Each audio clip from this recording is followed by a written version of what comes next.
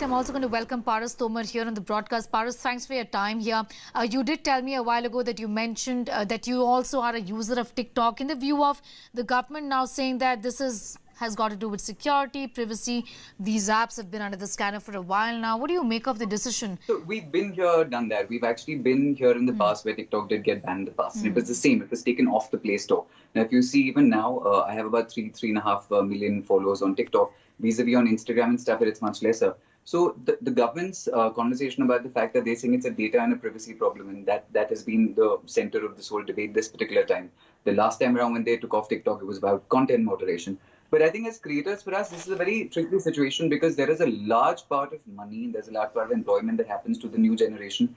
TikTok creators actually make a lot of money. There are people who've left their jobs to become TikTok creators. I started a whole company called Nuske by Paras because of TikTok, where we started selling cosmetic products because TikTok has such a fundamentally huge reach. As far as data and privacy goes, I use an Apple phone. I know Apple released a few days ago. They talked about the fact that there was some sort of a privacy breach. But whenever we've asked TikTok about it, we've always openly asked TikTok. I think they've always gone and claimed that there is no breach. They don't share this data with the Chinese government. So, I mean, we take their word for it. But as creators, this is a tricky space because just yesterday we were talking to 2-3 brands about doing more content for TikTok because TikTok did become the one place that every brand wanted to be seen.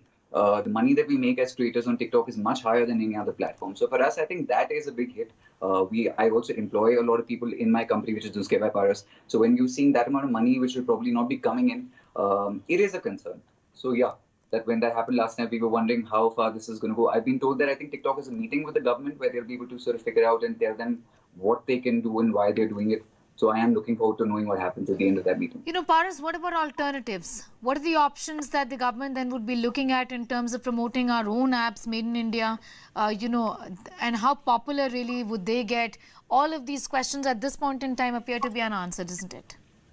So I really want when Atmanirbharta came about, and I think this major focus happened from a lot of people to stop using Chinese apps. The first question was, what is the alternative? Like you're saying, when it comes to smartphones, just 2-3 days ago on my Instagram, I asked which phone can I buy. Everyone only recommended Chinese phones. When I clearly said, do not recommend a Chinese phone. When it comes to this, actually there are alternatives. I'm already working with ZTV. They have a app that they're launching, which is a Made in India app. There's another app called Chingari, which I think I haven't been able to download. It's got some bugs on it yet, but there are alternatives. I think if we really aggressively move forward with this whole idea of promoting Indian apps, we'll do it. I actually, to be honest with you, took Atmanirbharta very well. We started a company of Indian cosmetics based on this. So I think if we actually fundamentally try to be Indian, we can. If you want to buy a smartphone today, hardware, I think we still need to catch up. But software, I think we are coming to a point where with the ZTV app, which is going to be there, with Chingari, I think we will have alternatives. But the major shift... This is a huge opportunity, is what you're saying, for India as well. It is a huge opportunity. Yes. I also want to say it is a huge opportunity for us to be able to redefine content. In the last 1.5 years, the meaning of the word content completely changed. Content always meant you had something that you were doing, teaching, there was entertainment value.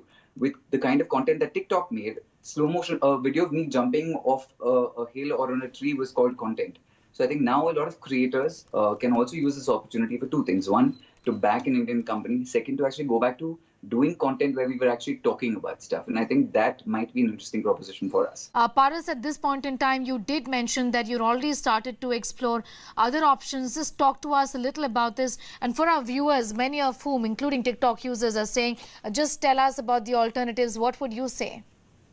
I think the alternatives is something that we've been looking for a while for a very simple reason. Now that the anti-China sentiment has been a very strong sentiment for a while, and for a last couple of months, and we've seen it where a lot of people have been commenting on Instagram videos saying, "Hey, why are you making TikTok videos?"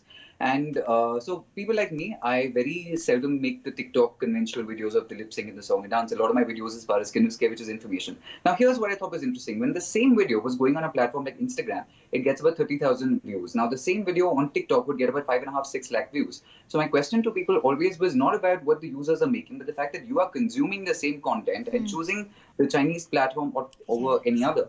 So I think it also became a supply and demand thing. There is another Singapore-based company called Likee, which I've never been a part of, but I've definitely seen it. I don't think creators will have a problem in terms of alternatives because there are quite a few alternatives. But I think what creators will have a problem with, and I don't want to sound.